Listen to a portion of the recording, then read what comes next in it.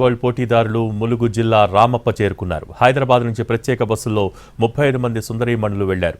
రామప్ప సరస్సు కట్టపై ఉన్న హరిత గెస్ట్ హౌస్కు చేరుకున్నారు.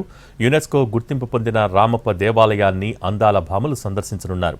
మిస్ వరల్డ్ పోటీదారుల పర్యటన సందర్భంగా రామప్ప దేవాలయం పరిసరాల్లో భారీ పోలీస్ బందోబస్తు కొనసాగుతోంది. ఇవాళ పర్యాటకులను అనుమతించలేదు.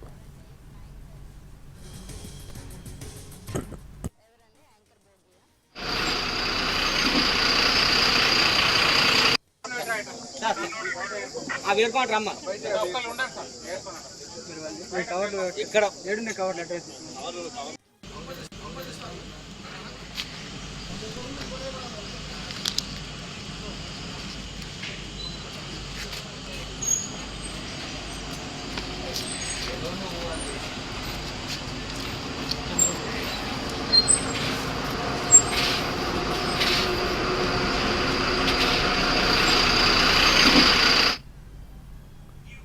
మిస్ వరల్డ్ పోటీదారులు ములుగు జిల్లా రామప్పకు చేరుకున్నారు.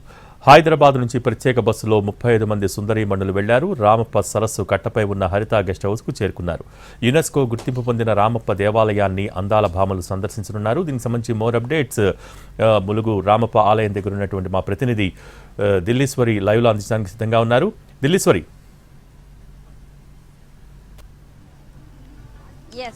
భోగి ప్రస్తుతం మనము ములుగు జిల్లా రామప్ప టెంపుల్ వద్ద ఉన్నాము. రామప్ప టెంపుల్ గురించి మనం ప్రత్యేకంగా చెప్పక్కర్లేదు.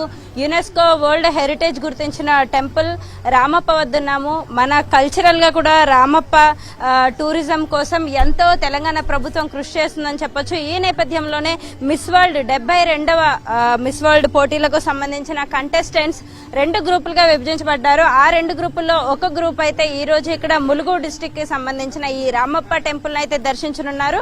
సో ఇప్పుడు మరి కాసేపట్లో ప్రస్తుతానికి వారు హరిత హోటల్స్ లో వారు సేద తీరుతున్నారు. మరి కాసేపట్లో రామప్ప టెంపుల్ కి రాబోతున్నారు. ఇక్కడ ఈ చారిత్రక వైభవాన్ని వారు కల్లారా చూడబోతున్నారు. మరొక గ్రూప్ అయితే వరంగల్ యొక్క 1000 స్తంభాల గుడికి వెళ్ళింది. అందులో ఇంకొక గ్రూప్ ఈ ప్రస్తుతం ఉన్న రామప్ప టెంపుల్ కి అయితే విచ్చేయనున్నారు. అయితే ఇక్కడ మనం చూసుకోవచ్చు విజువల్స్ లో రామప్ప టెంపుల్ ని చూడండి, ఎంత చక్కగా వేసారా స్టైల్.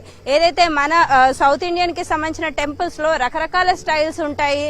అందులో భాగంగా ఇండో గోతిక్ కానీ, ద్రవిడియన్ కానీ, వేసారా కానీ, నగర కానీ ఇలాంటి స్టైల్స్ అన్ని ఉంటాయి. అయితే ఇందులో మనకు ప్రత్యేకంగా వేసారా స్టైల్ గోపురాన్ని మనం చూడొచ్చు. కింద అంతా కూడా రెడ్ స్టోన్, ఈ యొక్క రామప్ప టెంపుల్ కి కింది భాగం అంతా కూడా రెడ్ స్టోన్స్ తో ఉంటే పైన మాత్రం లైట్ పేల్ కలర్ ఉన్న గోపురం చూడొచ్చు. ఈ గోపురం అంతా కూడా నగర స్టైల్లో ఉంది.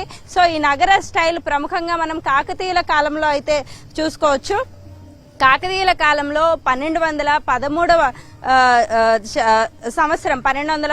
సంవత్సరంలో అయితే కాకతీయుల పాలకుడు, అప్పుడు కాకతీయుల్లోనే ఎక్కువ కాలం పరిపాలించిన గణపతి దేవుడు, అతని యొక్క ప్రధాన సేనాని అయిన రేచర్ల రుద్రుడు ఈ యొక్క ఆలయాన్ని అయితే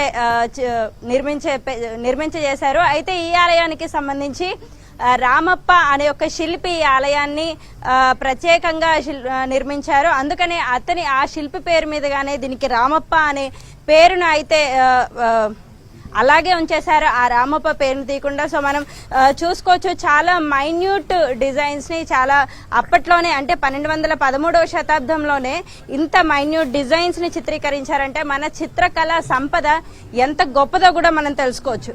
సో విజువల్స్ లో చూడండి, ఇక్కడ ఏదైతే మనకి రెడ్ కలర్ గా ఏదైతే ఉందో మిడిల్ లో, దానికన్నా కిందనే వరల్డ్ హెరిటేజ్ ఏదైతే యునెస్కో ఉందో అది గుర్తించిన దానికి ప్రధాన కారణం ఆ కింది భాగం అన్నమాట.